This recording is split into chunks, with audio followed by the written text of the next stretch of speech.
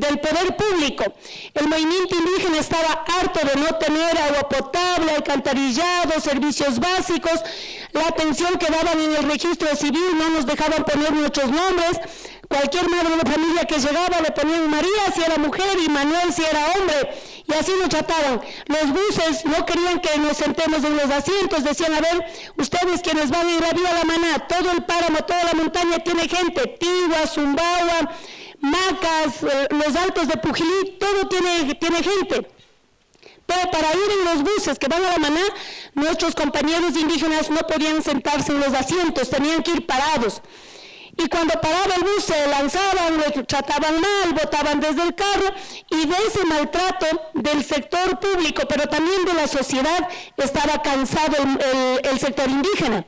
Por eso es que ustedes tienen que conseguir un video o vean en internet, pongan levantamiento indígena del 90, y la gente te grita. Ahí no dicen fuera Lenin, fuera Correa, fuera lo que sea. Ahí lo que dice es tierra, educación, cultura, libertad. Eso es lo que pide la CONAIE. Ustedes tienen que ver el video para entender lo que fue el levantamiento indígena del 90. Ahí todavía el movimiento indígena no tenía educación en su propio idioma. Después del levantamiento indígena se va consolidando la educación indígena, se consolida una institución que se llamaba CODENTE, en donde yo era representante hace unos años, antes de que llegue Correa, yo era ministra de Estado en el CODENTE. También se creó un departamento para salud intercultural, donde todas las sabidurías sobre salud ancestral se desarrollaba ahí para poner en conexión con el Sistema Nacional de Salud. Entonces todo ello se fue logrando después del levantamiento del 90. Por lo tanto, el levantamiento del 90 es una reivindicación puramente de temas indígenas sobre identidad, cultura, tierra, territorio, educación, etc. Vamos, después del 90 el movimiento indígena se hace político. Ahí recién, después del 90, los partidos políticos dicen, oiga, ha habido indios. Pensamos que ya no había, o sea, ¿de dónde salieron? Yo recuerdo, todavía había muy poca televisión en nuestras comunidades porque no teníamos luz, pero robábamos de una hacienda. Y recuerdo que en un canal de televisión, nosotros en blanco y negro veíamos ahí todavía. Decía en Gama TV una periodista, ¿de dónde salieron los indios? No fueron en carros, no fueron en camiones, no fueron en taxi. De repente asomaron tomando los grandes capitales, Quito, Cuenca, Latacunga, en todo lado, las capitales de provincia amanecieron tomadas y el país paralizado. De ahí sale el sismo étnico en el Ecuador. Hay libros que se escribieron como el sismo étnico en el Ecuador. Entonces de ahí se visibiliza por primera vez, incluso la CONAIE ya existía en 1986, ya se formó la CONAIE. Pero si no hacían el levantamiento indígena, ¿quiénes son los protagonistas de ese levantamiento indígena? Luis Macas, Nina Pacari, Rosa Bacasela, Blanca Chancoso y otros líderes como, de pronto ustedes no le conocen porque no han salido en la televisión, pero estaba un señor Imbaquín, un señor Cabascango. Muchos de ellos en cada provincia hicieron su gestión, sacó a la gente y se visibilizó el movimiento indígena. Eso en el 90. Vamos hacia arriba, el movimiento indígena se interesa en participar en elecciones. ¿Por qué? Porque ya los partidos políticos dicen, ha habido bastante indígenas, entonces podemos utilizar al movimiento indígena para poner en tercer, cuarto lugar. Antes se elegían por lista, ¿no es cierto? Ahora otra vez van a volver a elegir por lista, están cambiando el código de la democracia. Ahorita se elige, dice, a mí me gusta un hito de Pachacuti, otrito de Social Cristianos, otrito de otro partido. Antes era por la lista, entonces a nosotros los indígenas nos ponían al último para ver si de repente gana, iba al último. Entonces nosotros, con tal que nos pongan en la lista, éramos de Izquierda Democrática, MPD, FADI, no sé qué nomás había. Entonces participábamos en elecciones, pero como colados. En 1996 la Asamblea de la CONAIE decide participar en elecciones.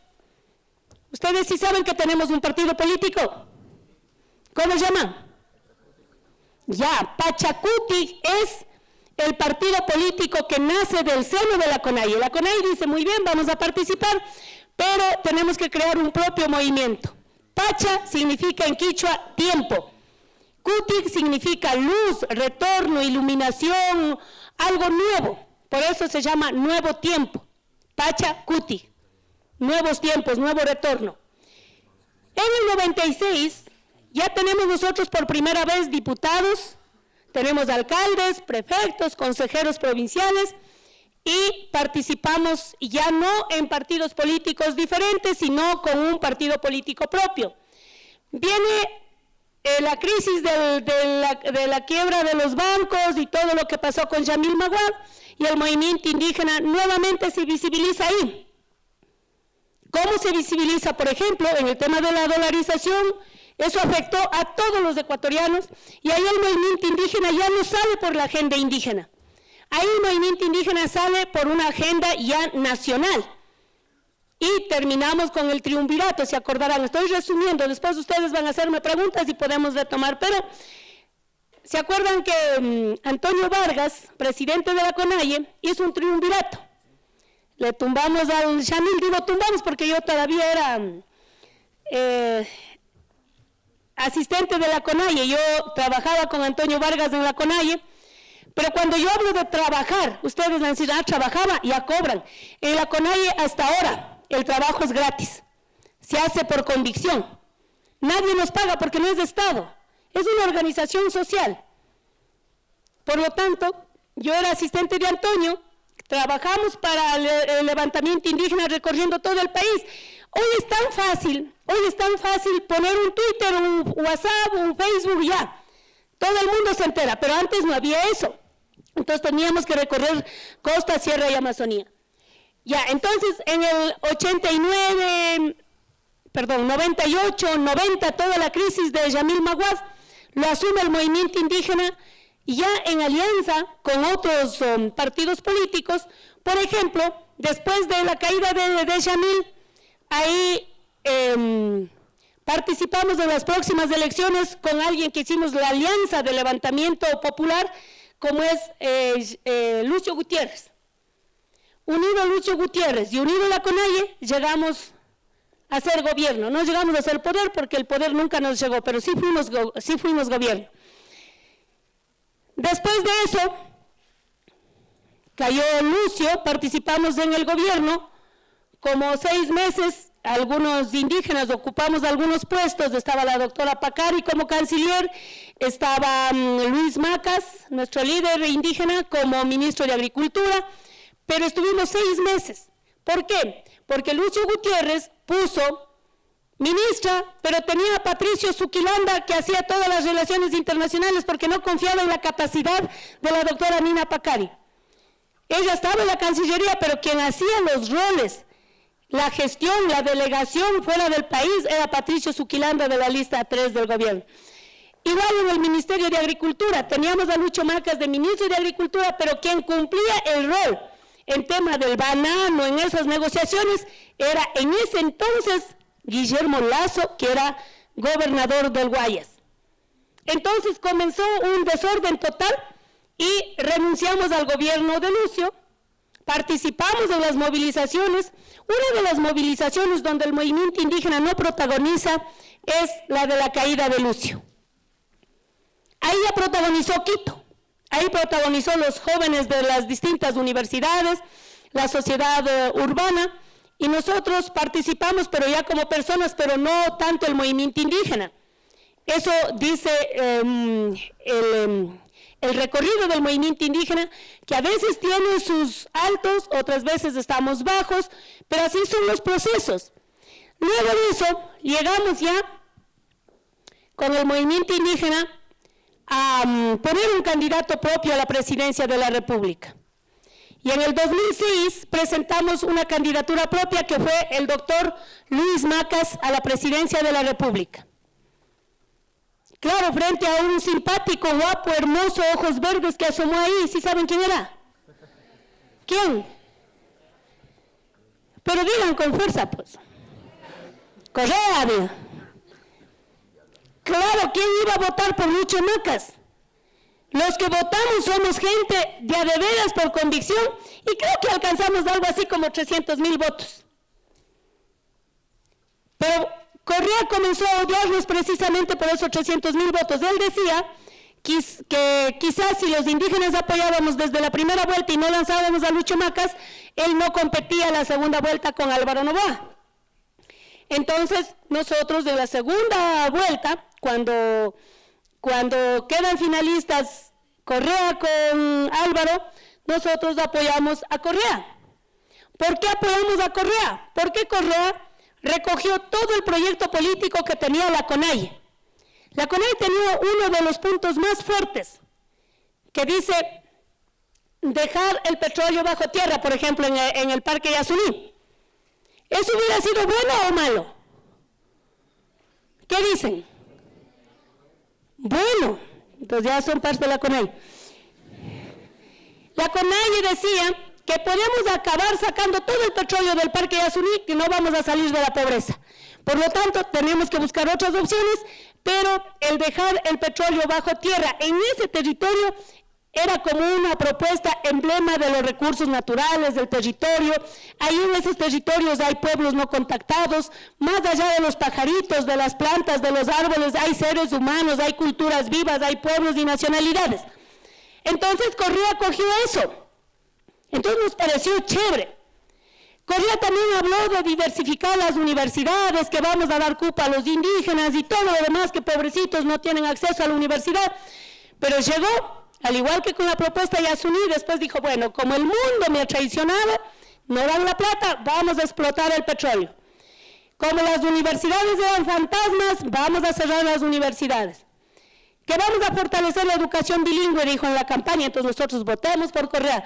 Cuando llegó, terminó cerrando escuelas indígenas. Dijo, no, que esto es pura novelería y que es una escuela de mala calidad, ciérrese y creen las famosas escuelas del milenio.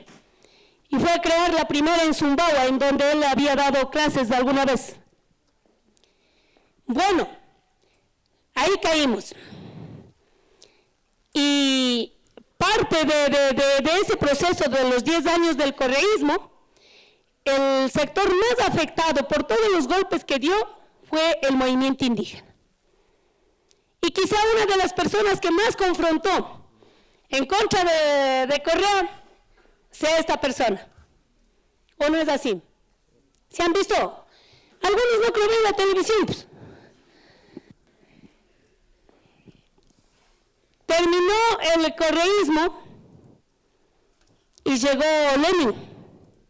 Y el movimiento indígena en cada elección sigue poniendo sus candidatos a prefectos, alcaldes, siempre somos representativos, tenemos de 24 prefectos, más o menos 7, 8 son nuestros, de más de 200 alcaldes, casi siempre tenemos cerca de 40 alcaldes en todo el país, tenemos concejales, nuestro fuerte es en la sierra y la Amazonía, en la costa todavía no podemos tumbar a Nebot, por eso no tenemos autoridades.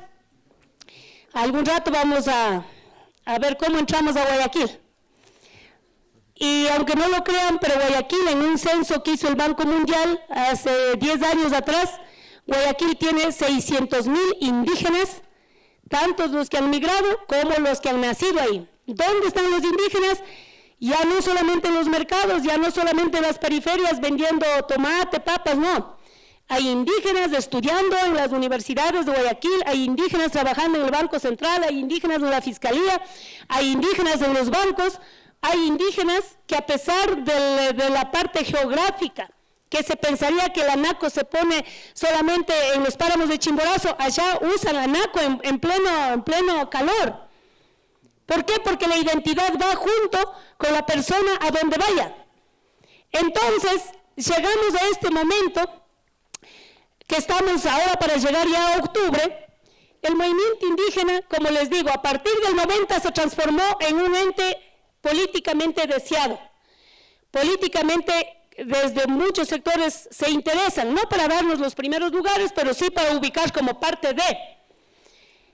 Ahora resulta que acabó el correísmo y en el primer pronunciamiento de Lenín Moreno en la Asamblea Nacional cuando se posiciona, ¿sí saben lo que dijo a la CONAIE? ¿Quién vio la posición del presidente Moreno? Deben haber estado en clases ustedes. dijo, la primera cosa que dijo cuando ya puso la banda presidencial, por eso se desmayó el Correa, pues hace rato se desmayó de las iras y se fue a caer en el hospital. Tienen que saber también de política. Yo sé que ustedes van a ser arquitectos, ingenieros, biólogos, pero deben saber de la política. Lenin, en el primer momento que asume el poder, dice que extiende la mano a la CONAIE. Y sigue extendido hasta ahora. Dijo que abre un proceso de diálogo a la CONAIE. ¿Por qué? Porque el sector más afectado, confrontado con Correa, era el movimiento indígena. Tal vez ustedes llegaron a saber que el Correa quiso quitar la sede de la CONAIE. La CONAIE es vecino de ustedes, acá abajito está, en la Granados está la sede de la CONAIE. Pero no pudo quitar porque la vocería en redes sociales, todo el mundo dijo, no le quiten la casa a la CONAIE, todos por la CONAIE. Y el sector urbano, incluso en Quito, nos dice una vocería muy buena, y Correa no pudo quitar la casa, pero también el movimiento indígena, hicimos vigilia, no salimos de ahí, dijimos que venga Correa y nos ponga en la calle las computadoras, las sillas, todo, y nos vamos, pero no hizo eso.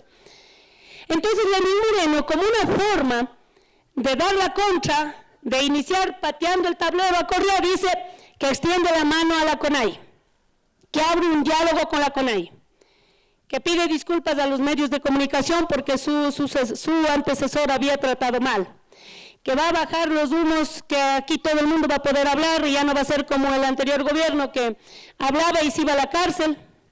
Entonces nos pareció súper interesante. Al menos calmó las aguas, hubo como una tranquilidad, ya no hubo sabatinas, cortó las sabatinas, que era lo mejor que podía haber pasado. ¿O a ustedes les gustaba? Alza la mano a los que les gustaba la sabatina. Unito, vea. Capaz que usted era de las vajillas, de los sábados. Sí, pues ahí hay un informe en Contraloría que dice que solo en contratación de sillas, sábanas, manteles y parlantes, por cada sabatina iba como $300 a $400,000. Porque era un armamento, pues llevaban todo para instalar ahí, micrófonos, pantallas, teleprompter para que lea el Correa. Parecería inteligente que hablaba de datos, pero estaba ahí el teleprompter, eso también cuesta. Es una polla. Antes nosotros la polla, ¿cómo hacíamos? Aquí. Ahora es teleprompter.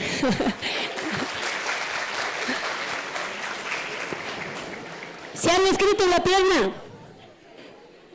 No, dice ahora puro WhatsApp nomás. Avanza pues la ciencia, ¿no? El vicepresidente Jorge Glass se fue al Rincón del Vago y se graduó. Nosotros todavía hablábamos de las pollas en la pierna, o sea, cada quien sí hemos cometido nuestros delitos. Y ustedes ahora en WhatsApp. A ver, entonces, resulta que pasa 2 años de Lenin, y la CONAIE se reúne en el mes de agosto para evaluar el diálogo con el gobierno. Decía, 2 años hemos pasado, ahora sí veamos qué ha hecho. Y resulta que no ha hecho nada en los diálogos con la CONAIE. Tenía que devolver la educación bilingüe, tenía que hacer una auditoría y parar las concesiones mineras. ¿Por qué? Porque se hizo una consulta popular. ¿Se acuerdan de la consulta popular de Lenin? 7 veces sí, creo que era. La otra consulta, en cambio, era como 11 veces, no creo que votamos, no me acuerdo, cuando era pelea de gallos, toros, no sé qué. Esa era de Correa, pero esta vez con Lenin votamos del 7 veces sí. ¿Por qué? Porque había una pregunta que dice que vamos a parar las concesiones mineras para auditar y ver cómo está, y algunas tenían que terminar definitivamente, otras reconsiderar los contratos, pero teníamos que hacer una auditoría. La educación bilingüe no retornó. Dijo en un discurso que nos entregaba la casa de la UNASUR para la Universidad Indígena, dijo Lenin, chévere, pero hasta ahora no entrega, sigue en UNASUR. ¿Eso acaso que es de coger y pasar nomás? Los estados tienen que decidir. Hay que ver cómo terminar una relación de consensos con otros países. Entonces no es cuestión de coger y ir a poner ahí la universidad. Si fuera fácil a la UDO lo hubiéramos entregado. Y nos entregó a la CONAIE para que no hagamos paro, pero eso está ahí. Entonces, decidimos hacer un levantamiento indígena por temas indígenas el 15 de octubre. Hasta ahí estaba planificado, pero nadie sabía que a finales de septiembre, el último día de septiembre me parece, Lenín Moreno lanza un paquetazo. Ese paquetazo, con ministros que no tantearon a la sociedad, que no pensaron en la sociedad, que 20 años ha estado congelado el gas, la gasolina y todo tipo de combustible. ¿Por qué? Porque a los anteriores gobiernos le iba comiendo la subida del combustible. ¿Por qué cayó Abdalá Bucaram? Exacto. ¿Por qué después cayó Yamil? ¿Por qué después cayó Lucio? Todos tenían relación con las medidas económicas. Y esta gente que piensa como el movimiento indígena del Correo le dejó acabando y que ya no existe, no importa, ahorita hay chance porque están débiles la CONAIE, no hay quien levante. Y lanzan la medida sobre todo en dos recursos que sí afectó directamente a la gente de clase media para abajo, la gasolina extra y el diésel. Los transportistas fácilmente pararon, sí, tienen su posibilidad de parar. Paran un taxi ahí cruzado, pues es como poner 50 gentes de ahí. Paralizado el país, ellos van, se negocian con el presidente, dice muy bien, súbete 10 centavos ya y recupérate. Así de fácil. No, ya no arranques con 50 el taxi, ahora tu carrera mínima va a valer, ¿cuánto vale? ¿1.50? Entonces, el transporte ya sabe cómo recuperar. Y resulta que el movimiento indígena también el 2 de octubre ya se levantó en contra de esa medida. Entonces, el gobierno pensó que negociando con el transporte, ya la gente se iba a la casa. Y la CONAIE se quedó ahí. Pero como le minimizaron, como dijeron que la CONAIE no es importante ahora, que está destruida totalmente, ellos no tomaron en serio la movilización. ¿Qué sucede en el trayecto? Ya no solamente el movimiento indígena llega a Quito. Resulta que se suman los sectores sociales, los barrios, los comerciantes, los autónomos que hacen mercado libre, incluso los venezolanos y algunos más. Todo el mundo se aprovechó del levantamiento y se sumaron. En el momento que todo el mundo se sumó, y esa es mi tesis, hubo infiltrados. Hubo gente cabreada con Lenin que querían no la derogatoria del decreto, nosotros sí, nosotros que derogue el decreto. Ellos ya comenzaron a gritar adentro de la marcha indígena, gritaban fuera, Lenin fuera. Ellos eran correístas. Entonces comenzaron a confundir la movilización, comenzaron a tergiversar la movilización hasta que se dio lo que ustedes ya conocen.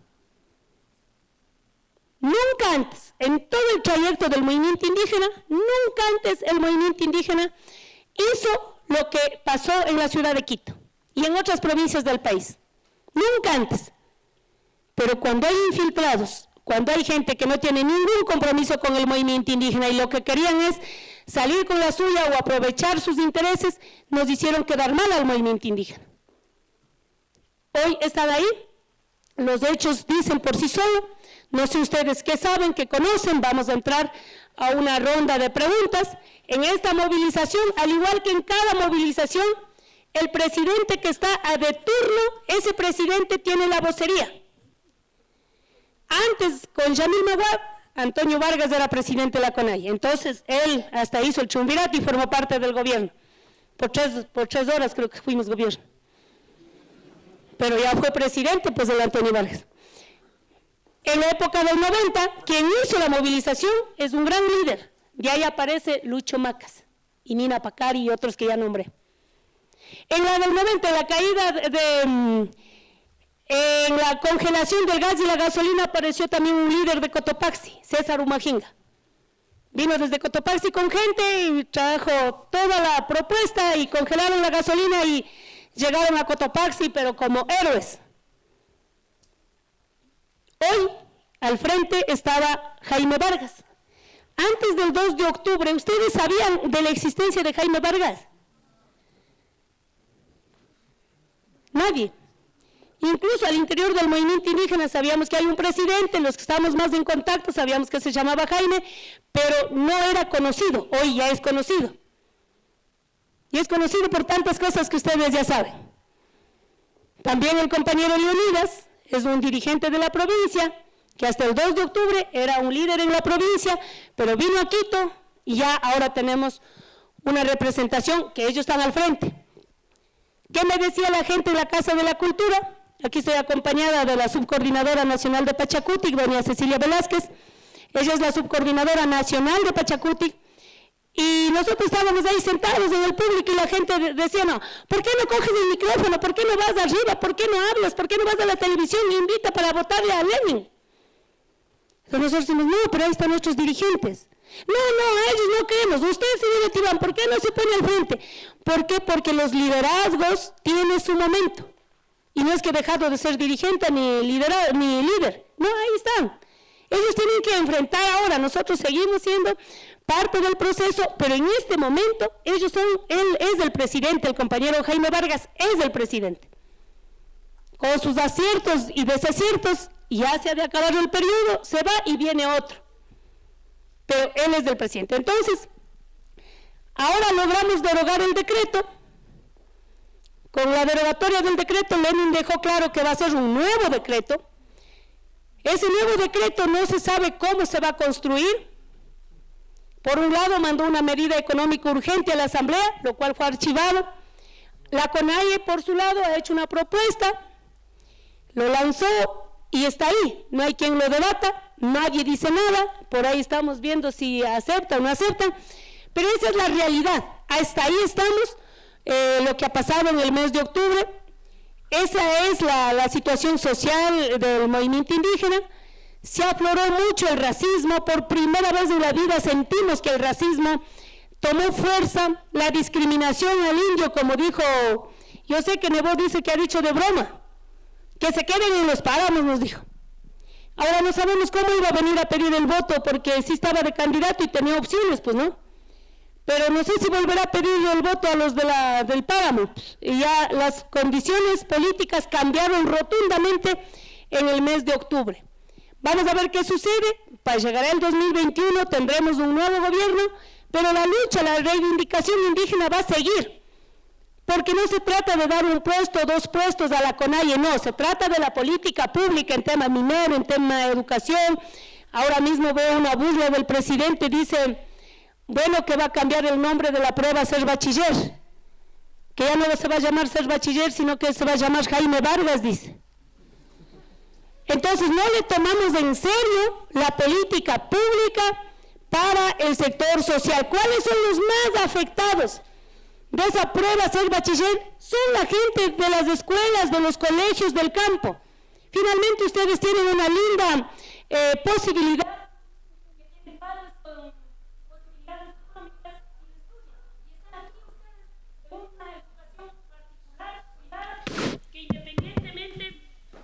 Boicot es esto.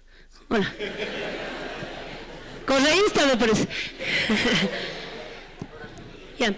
Independientemente de la situación que pase afuera, ustedes van a tener la gran satisfacción de graduar y ser nuevos profesionales, pero que sean profesionales con un sentido social, con un sentido de tolerancia a lo que es la diferencia cultural, étnica, que no porque somos indígenas somos inferiores. Solamente somos diferentes, pero no inferiores. Así es que muchas gracias por haberme invitado y vamos a entrar a las preguntas y respuestas.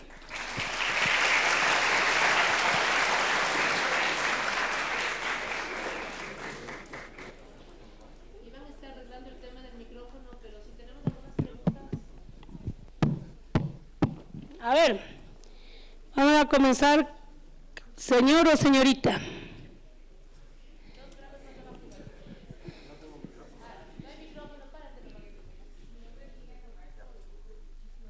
Hola.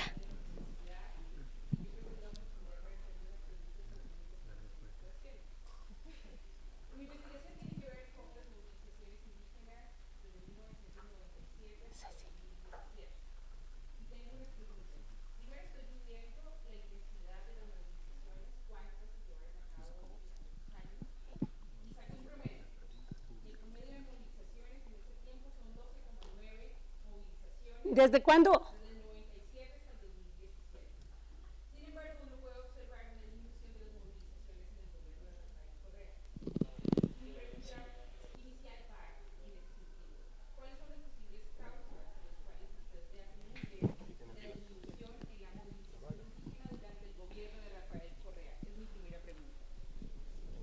Gracias.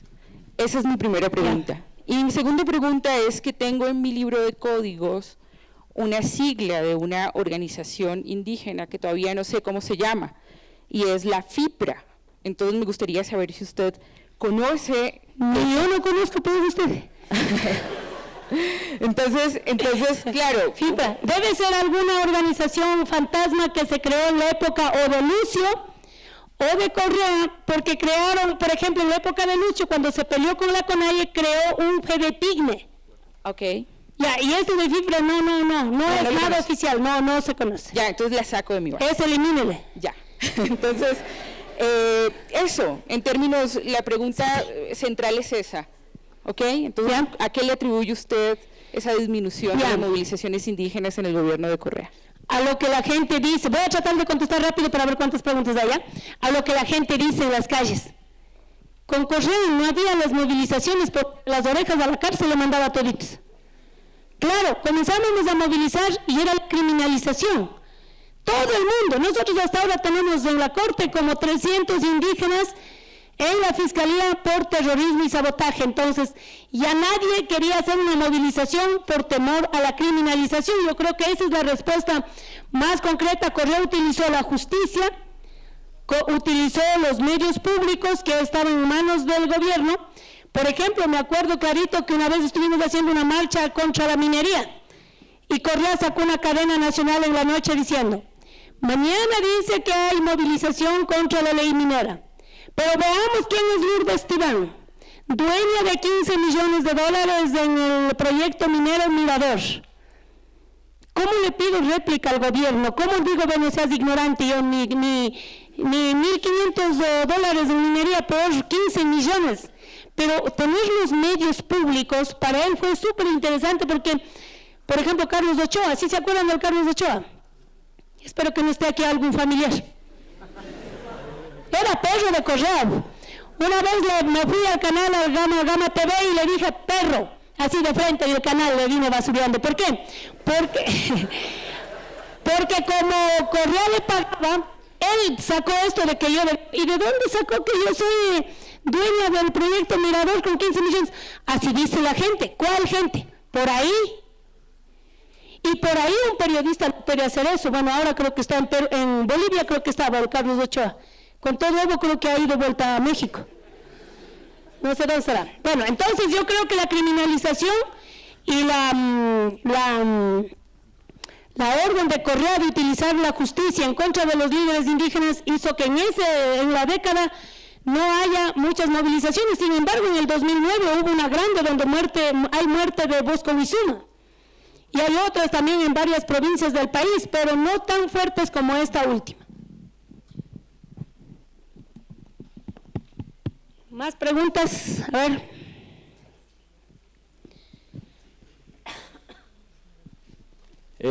Abogada, buenas tardes. Mi pregunta es, en un discurso que hizo el señor Jaime Vargas, me parece que es en Macas, el día 19 de octubre, había mencionado textualmente que los indígenas o el movimiento indígena, la CONAIE, tenía que crear su propio ejército. Mi pregunta es, ¿qué tan factible es eso? Y si estaríamos hablando de una guerrilla o si de formar un estado diferente. Gracias. ¿Qué tan factible? En la medida que me nombren general, y yo sí quiero.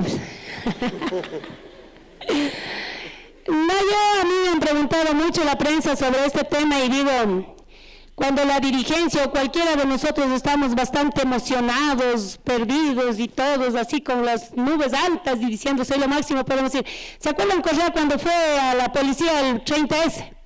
Mátenme, dice, aquí estoy. Ese rato él no pensó que alguien le podía matar, pues.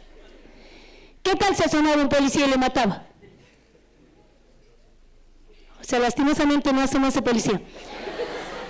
Esa es la desgracia. Lo mismo pasa con las declaraciones de nuestros líderes. Bueno, por suerte salieron a aclarar y dijeron que no, que se trata de la Guardia Indígena. Cada organización, cada comunidad, cada barrio tenemos nuestras propias formas de orden social al interior de la comuna. Nosotros hacemos justicia indígena, nosotros cogimos a los ladrones, castigamos, resolvimos en asambleas el tema de paternidad. Solamente cuando el joven dice, le juro que ese guagua no es mío, nosotros pedimos apoyo a la tecnología, vamos a la fiscalía y decimos hágale al ADN, pero cuando son temas de resolver sin necesidad de pedir apoyo al Estado, nosotros lo resolvimos, y el tema de la Guardia Indígena es una forma de seguridad al interior de las comunidades. Yo asumo que eso quiso decir. Ahora, ¿qué mismo quiso decir? Invito acá al señor Jaime Vargas para que les explique. Buenas tardes. Mi pregunta va más con este suceso que pasó con todos estos paros. Muchos, como usted había dicho, desde Jaime Nebot se vieron debilitados por los comentarios que hicieron. Algunos partidos tipo como el del señor Guillermo Lasso brillaron por su ausencia. Entonces es como, son partidos que están, no sé, como un poco perdidos, o tal vez no están como para dar una batalla. En cambio, Pachacutic se puede decir que puede resurgir de algo que tal vez en las elecciones pasadas estuvo muy apagado. ¿Cuál es la posición del partido en cara a estas nuevas elecciones? A ver, yo considero que cada partido político tiene sus líderes, tiene sus proyectos.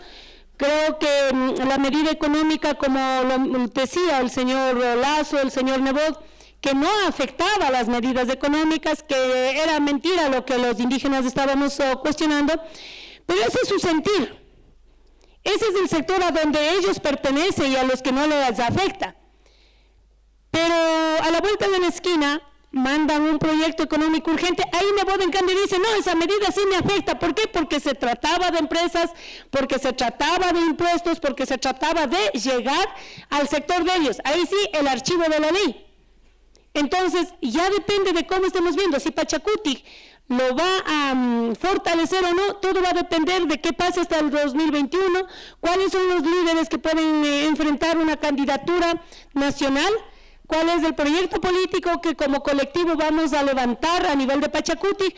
Todo eso va a contar, y todo va a depender también la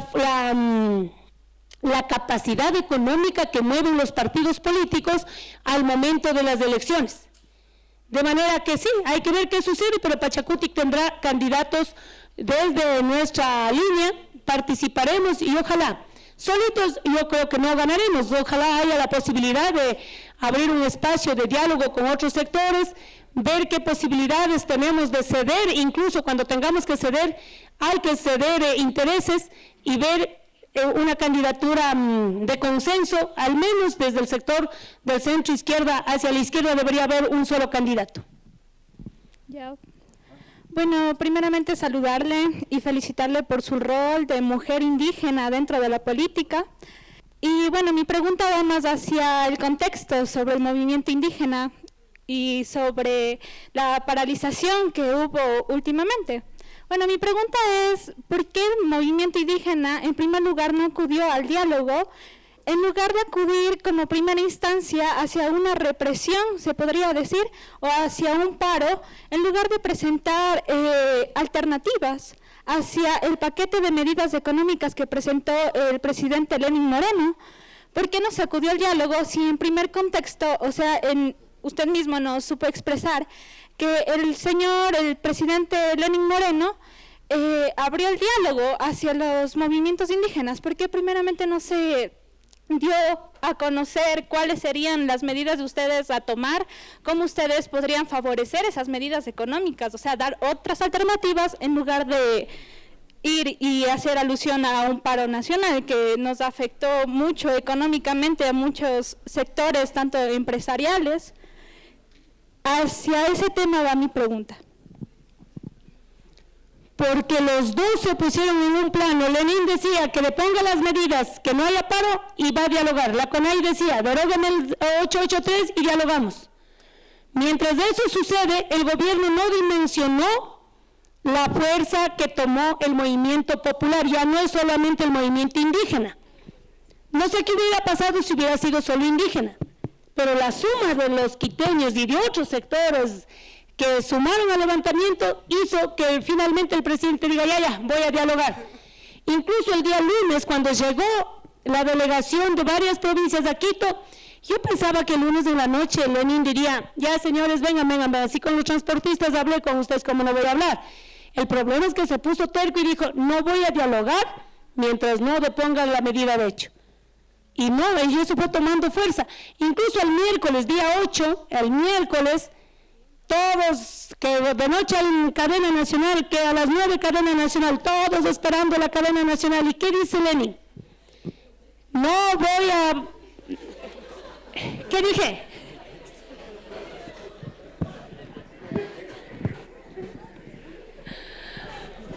Era para ver si están durmiendo. ¿Qué dijo Lenin? Dijo que no va a dialogar y ni un paso atrás.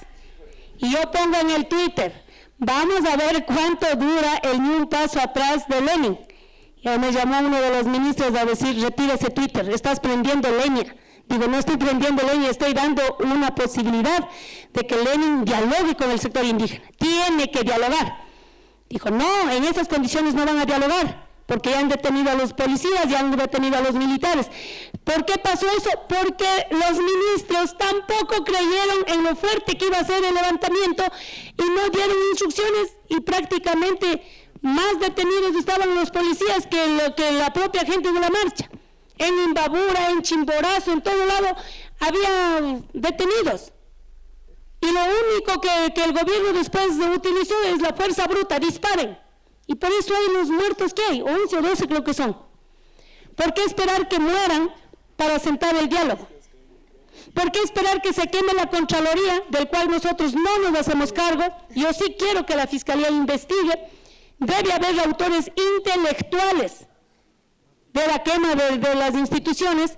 Y muchos compañeros indígenas, claro, como todo el mundo estaba ahí envuelto en la bulla, le cogieron y le llevaron a la cárcel, pero debe haber un autor intelectual de la planificación, porque a un indígena del páramo, ¿qué importa Teleamazonas? ¿Qué importa el comercio? ¿O qué importa la Contraloría? ¿Qué glosas tenemos nosotros de ahí? Nada. Pero a otro sector sí, querían quemar algo emblemático, que por los informes de la Contraloría hay gente que está en la cárcel de la corrupción de los 10 años, entonces a ellos sí les interesaba. Entonces, yo estoy muy de acuerdo contigo, los gobiernos no deberían esperar que haya tanta movilización, tanta cosa que pasó para finalmente terminar sentando, y lo peor, lo que hubiera hecho hace una semana, tuvo que hacer el 13 de octubre de derogar el decreto que habíamos pedido desde el 2 de octubre.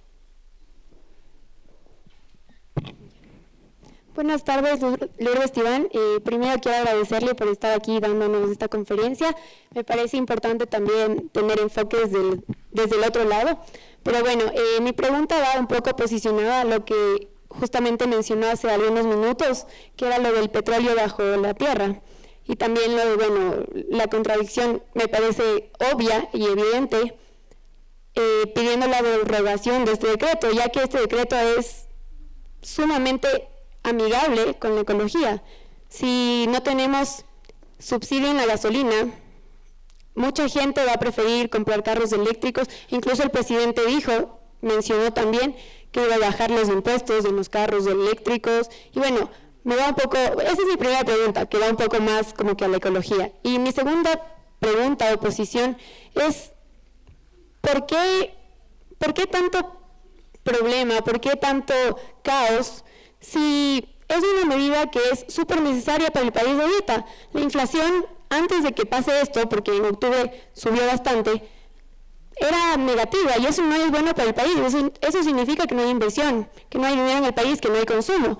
Entonces, ahorita el riesgo, o sea, antes hubiéramos pedido el préstamo al FMI, hubiéramos todos como país, porque no solo les afecta al sector indígena, afecta a todos, afecta a mestizos, afecta a todo el país, no solamente a los sectores indígenas. Entonces, todos hubiéramos hecho un esfuerzo y todos hubiéramos podido salir adelante como país, todos hubiéramos hecho el préstamo al FMI con intereses no tan altos y hubiéramos salido adelante. Pero en este momento, después del caos que pasó, incluso el riesgo país subió y la tasa de interés está en casi 1000 puntos, más de 1000 puntos. Entonces, si no hay dinero, si no hay inversión, ¿qué hacemos? O sea, ¿cuál es su propuesta? ¿Cuál es su alternativa para nosotros poder salir como país adelante? A ver, muy buena pregunta. La mayoría de los que no estaban de acuerdo con el paro, ese es el pensamiento y eso lo respetamos. Es fácil decir, bueno, incluso se ha dicho que el planteamiento del movimiento indígena es contradictorio, porque si somos ambientalistas, que si queremos tanto la Amazonía, deberíamos decir que la gasolina tenga el peor precio para que nadie tenga carro a gasolina o que nadie tenga carro a diésel. Pero eso no es cierto. ¿Quién da de comer al mercado interno del Ecuador? Es la producción agrícola. ¿Y dónde se utiliza la gasolina, el que nosotros utilizamos, el extra? En todas las comunidades indígenas. ¿Cómo baja la papa? ¿Cómo baja la cebolla? ¿Cómo baja del páramo todo lo que baja al mercado? La gente de Quito me dice, 2 días más Quito se moría de hambre. No era tanto el problema la crisis del país, era que en el mercado ya no había que comer. La próxima movilización para crear conciencia de que aquí no es solo banano, no es solo camarón, no es solo café. El movimiento indígena podría ser, por ejemplo, que nadie saque los productos, se sienten en la casa, no ocupan ni el carro, ni el tractor, no sale la leche, no sale papas, no sale nada. En 3 semanas, sin paro, sin nada, el país se muere de hambre. Entonces tenemos que mirar los ojos hacia ese sector que parecería que no le afecta, pero sí termina afectando. Nosotros decimos, bueno, ¿y cuáles son las medidas del FMI? Te cobra un interés barato, bajo, pero las condiciones que te pone. Nosotros estamos pidiendo que por favor haga público la carta de intención. ¿Alguien de ustedes conoce la carta de intención? Un grupo de economistas pusieron ante la Corte Constitucional que publique y lo negaron. ¿Por qué no podríamos saber, ustedes como estudiantes, por qué no podrían saber cuáles los requisitos que firmó el gobierno de Lenin para dar por esos intereses los 10.000 millones de dólares que iba a dar en el primer desembolso, como 4.000, y el resto está para varias cuotas, pero siempre y cuando el Ecuador vaya cumpliendo? Dice que va a menorar, que rebaje la burocracia. Le vamos a votar a 5.000 funcionarios. ¿Dónde se está generando empleo para ellos? ¿Cómo damos seguridad? Yo estoy de acuerdo, hay que dar seguridad jurídica, política, para que los empresarios también se sientan en el país. Pero eso no hay. Entonces no tenemos trabajo. La gente, yo converso con la gente de Guayaquil, dice, no, nosotros nos vamos a Perú y ahí rápidamente la fábrica crece. Y nosotros aquí sí tenemos que ser autocríticos de ver qué salidas vamos a dar, pero no podemos afectar. Por ejemplo, si Lenin era un poquito, pero así poquito inteligente, subía no el 100% de cómo subió el diésel y la gasolina. Subía 10 centavos y decía que va a ser progresivo, nadie sentía. Calladitos se quedaban, una dicho, no, ahora mi carro llena con $18, mañana va a llenar con $21. Después de 6 meses ya no llenaba con $21, sino con 25. Pero no, cogieron y le pusieron 130%. Esa fue. Entonces, es la estupidez de los ministros que le dicen, no pasa nada, presidente, dele ahí, dele, vamos. Yo creo que los primeros destituidos tienen que ser los ministros y vea que no cambia nadie. A todos les dice que son lindos y no pasa nada. Aquí no solamente es la cabeza, sino todos los que gobiernan y le dan esas sugerencias que no va a pasar nada y resulta que pasó mucho, el país perdió mucho. Así es que esperamos que el nuevo decreto no traiga otras consecuencias. Una pregunta más y me voy. Está prendido. Bueno, 2. Listo. Buenas tardes. Tengo una pequeña duda. Como nos ha venido mencionando ya, y como lo acabo de mencionar, si bien tengo entendido, o tal vez lo malinterpreté, si me lo aclara de una vez, mencionó que el pueblo indígena iba a tomar represalias en lo que concierne a que todos se queden sin producir. Pero tengo una duda. Si es que esa iba a ser la represalia en contra de, supongo, contra todo el pueblo en general, ¿por qué no se tomaron ciertas represalias en específico contra la prensa? Porque sabemos que durante este periodo de crisis que tuvo el país se difundió varias información falsa, o quién sabe, tal vez no era tan falsa, en la que al movimiento indígena se le atribuyeron varios actos vandálicos, incluso se difundieron fotografías en las que se veían miembros del movimiento indígena, o eso se aseguraba, que estaban dirigiendo movimientos para detener a la fuerza pública, como la policía y los militares, y actos de esta misma similitud.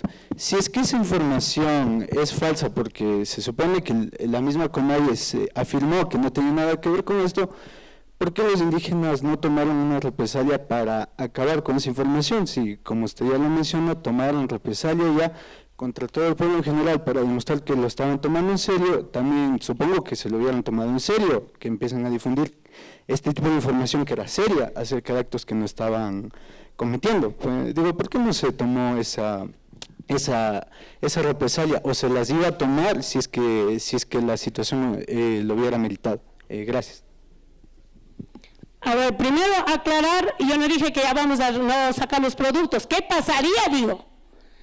Que el movimiento indígena ya no decida salir a las calles, nada, pero toma una medida drástica como esta de no sacar productos, porque eso ya pasó en el año 94, me parece que pasó, en el levantamiento de la ley agraria. Ahí la gente no tapó las carreteras, simplemente hubo orden de no sacar productos al mercado. Y 15 días no aguantó el país. Aquí hay grandes brocoleras, hay tantas camaroneras, todo, pero no de eso vive el país. Yo sé que son ingresos. Los impuestos, los aranceles alimentan el país, pero pongamos a dar de comer al Ecuador.